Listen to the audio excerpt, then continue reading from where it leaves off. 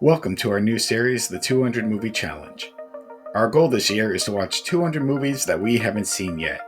If you want to listen to the full podcast where this clip is from, the link will be in the description. Now enjoy today's movie. But Soto, let me tell you about why I chose my second movie. I think I ended up seeing this on Netflix or Prime. I'm not exactly sure. Again, I was just kind of perusing, and I saw this, and this was something I kind of forgot. I don't want to say it was on my radar, but so last fall, when we talked about doing, like, we were trying to do movies, and we did like the Olympic scoring, though it never came to fruition. We saw those scores. Oh yeah, That came yeah. around October, and there was a movie Jill and I watched. Would You Rather? I don't know if you heard about this. Would You Rather? It's basically No.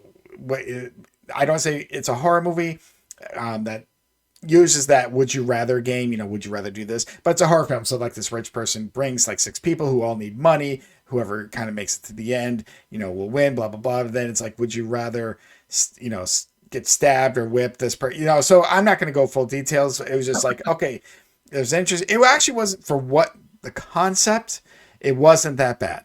I will say this, we kind of enjoyed it. I wouldn't say it was my top 20 or 30, but I was like, okay, it was interesting because it's like, how far would you go if you would hurt someone else as opposed to maybe something simpler on you, blah, blah, blah. And some of it was kind of random. But anyhow, give me 1 second here. Sorry. Had a bug on the wall and it was fucking bugging me. I'm like, I have to do It this. was literally. It was flying around and I'm like, I had it. There you go.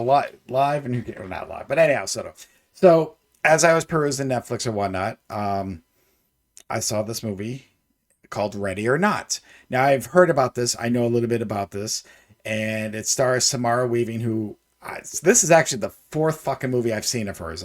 She was I in was gonna May. say, isn't that like She was talked in, about it before? yeah, she was in Mayhem with Stephen Young from Walking Dead. She was Oh in yeah, the virus. Scream. She did Scream 5 and 6. She was in 6. So hence, and though I didn't talk about her, I forgot she was also in Bill and Ted Face the Music.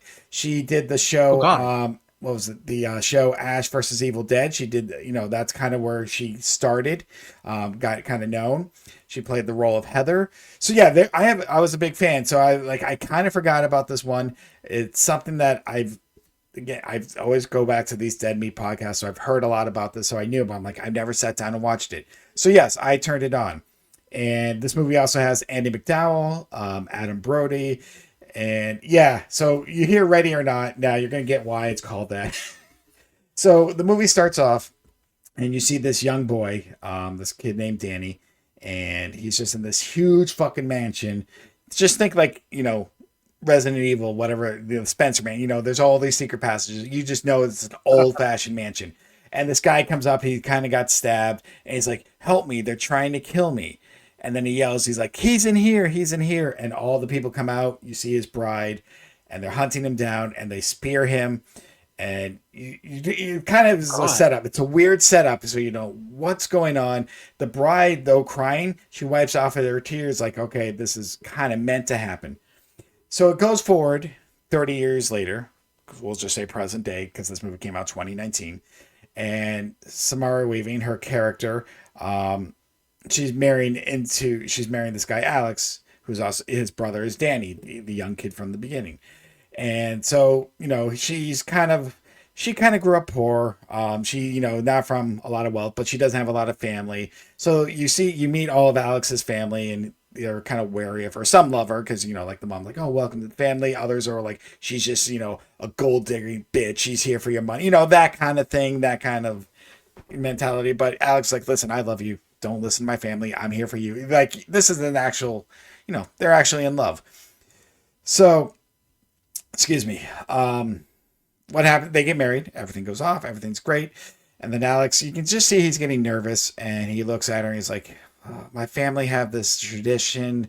The night a new person marries in the family, we play a game at night. Now, Soto, the reason why this family has been wealthy for generations, they created like these games, like card decks and stuff like that, like a great great grandfather and shit like that. So they Hmm. made their money by selling all these games throughout the years. Obviously, they can't use any name ones that we know. They don't really go into it, but that's how like they got their fortune. They just that so that I'm putting that out there.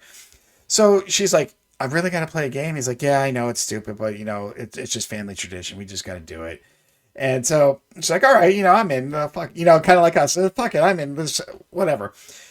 So what happens is, they go to the dining room or whatnot, and the whole family's there. Like every member, aunts and uncles and cousins have all come from around to this wedding this day. And the dad is kind of explaining how the great grandfather met this guy. That he played this game. He wanted to know how he won. Basically, he's alluding to, without saying, like, he sold his soul. They made a deal, just to get the wealth and fortune. And he's like, whatever comes up. And, you hear everyone else, like, one guy's like, I had to play checkers. And, the other one's like, oh, I had to play chess. There's basically one bad game, which they don't really explain why yet. They're just like, I just hope she doesn't pull that one card, blah, blah, blah. Like, Alex does not tell her anything.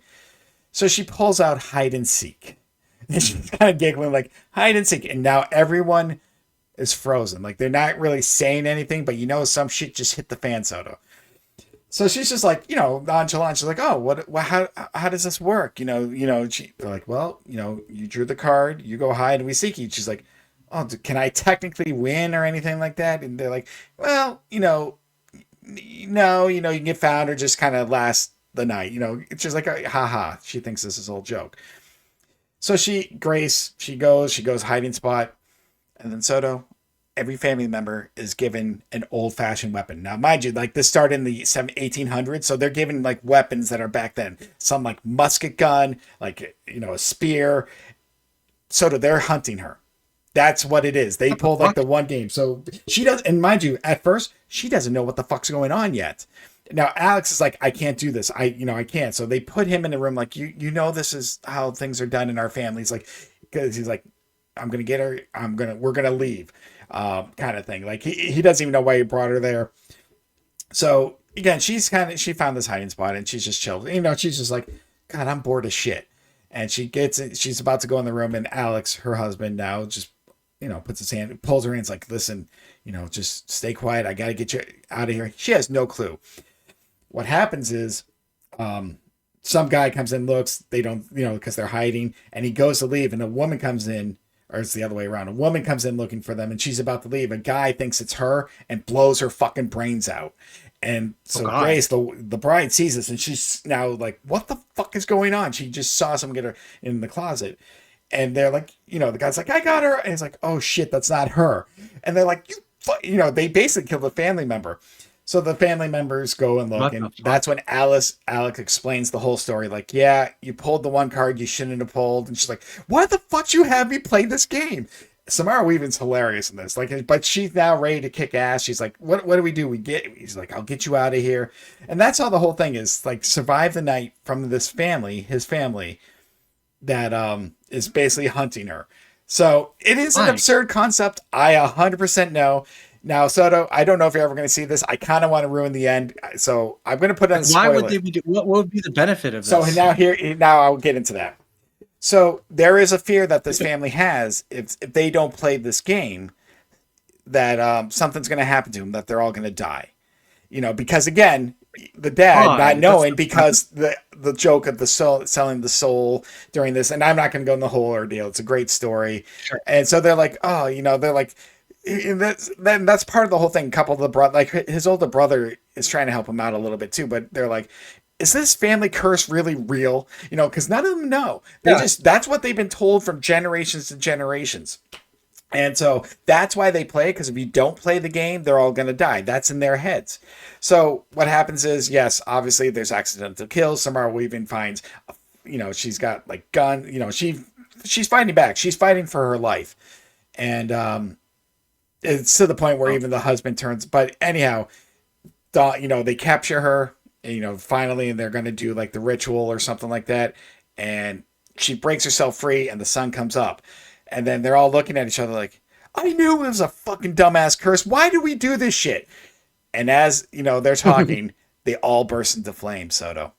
They all Every What? member, even the kids, they all just burst. Like blood spurting. It's hilarious. Like she's sitting there and every family, even the two, like these two little kids that are 10 years old, every family member is just bursting because the curse is fucking real. So that's the Oh most my hilarious god. thing. Like you, the whole thing, they're arguing with each other. Like, does anyone know if this is real? Why have we been doing this for centuries? This is why they got the money. But like, this is just how it is. Because again, one guy's like, "Oh, I just had to play checkers."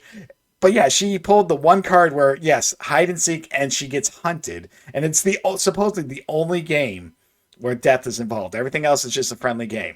But yeah, because if they Wow. don't play, they die. Because they did not succeed in finding her and they did not finish the game, they all died. And like the guy, the ghost who kind of made that deal with him, blah blah blah, kind of appears in the chair, looks at her, smiles, disappears, and she's just like, huh.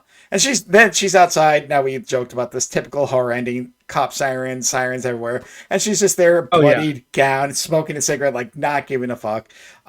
I will say this, yeah, Samara Weaving 100% carries this movie, but she does it in a way. Again, this is a fun movie. It's a dumb movie, but it's a fun movie, Soda. It's another movie where kind of like what I just talked about. Um, with Megan that I was just in it. Like I said, there's just not a dull part. You're kind of intrigued. You're like, what the fuck is like you're telling me what? Huh? And that's how you feel like, what the fuck is going on? But you're rooting for her. Yeah, it is. Wow. Some parts are very, I don't want to say bad CGI, but there is over the top kills. But Soda, I will say this, and I don't know why. There is a sequel coming out next year. There is a Oh, friggin' sequel. but everybody's dead though. I don't know that I didn't I this movie did not, again, kind of like what I said with People liked Megan. it? There is, I will check it out. I'm curious because she's returning. It's called Ready or Not 2, Here I Come. So I'm like, what the fuck? There's again, I never expected a sequel. This movie did not seem to need a sequel. I did well enough. Like I'm looking at it now, budget 6 million, made 58. But again, like it could have That's ended. I could great. never had a sequel. It would have been fine. But the fact that I'm reading now, sequels coming Um, out, release April 2026, I'm like, all right, I'm intrigued. So yeah, I'm not going to rush out and see this one. I would prefer to see Megan 2.0 because again, this is just one of those movies, absurd concept, but just go along for the ride. But mhm. yeah, I don't know. I'm curious, more just curious how they can make a sequel with her. Like it's not like a new thing. So I'm like, how did she get into this again? So I'm sure it's going to suck. Um, I will see it. So no, but this is a fun horror movie. Like where the other one was kind of you kind of more of a thriller, just trying to be like, oh, what's going on? This one, you're just like, yep, this is absurd. I'm in it. I don't care. Whatever. This old lady who's trying to kill her with like an old musket gun, fucking hilarious to me. They're trying to chop her. It just so there's all these stories, and again, it's unbelievable. Like, no, this would never really happen, obviously, but yeah, and just her wedding gown just gets soaked with blood more and more as the night goes on. So where do I rank it, Soto? Yeah. Hmm. High. Well, I won't say higher than you think, because again, this is close to middle of the road, a little bit better than middle of the road. Um, I like that one better. I think that's a good spot. Yes. So Soto, this is my new number 29. This is going underneath Wreck and above Bad Words. Because again, this movie did not bore me. I did not. I've said this with a couple movies. A couple actually high budget movies. Like I tuned out, and that's the worst thing. Like I kind of was in this. You know, yeah. I wouldn't say top 20. I mean, it was fine, but it was enjoyable. Fine. I mean, I guess I don't know how else to put it. I'm not. I'm not sad that I saw this movie. I'm happy. So I'll leave it at that. But yeah, it's absurd. So yeah, if you like absurd horror movies, check this out. Um, that's all I can say. I don't know what more I can say about this. And yeah, Samara Weaving, I don't know what else she's done since I think I don't know her last movie, but yeah, this is the fourth movie. We talked about, jokingly Ryan Gosling with you. I forgot I've seen so many a couple of them were by accident. I did not expect her. I did see Bill and Ted because of her, but I saw her in Mayhem, and I'm like, I kind of want to see this, Ready or Not. And then, yeah, I knew she was in Scream, so that just, I was going to see Scream 6 anyway. So, but yeah, no, she's like I said, she just has a Margot Robbie kind of vibe, where she can definitely carry a movie. She can play both like she can look like a psychopath, but just play, the heroine at the same time. So it was good. Like I said, I mean, I don't know if I'll ever see it again. I don't know if I need to, but I am curious where the second one goes. Like, it just seems why. I know it can't be as good, but I'm curious, so it piqued my curiosity. So I'll leave it at that. But yeah, ready or not, Soto. Ready or not, here I come. So Well, we will see. We will see.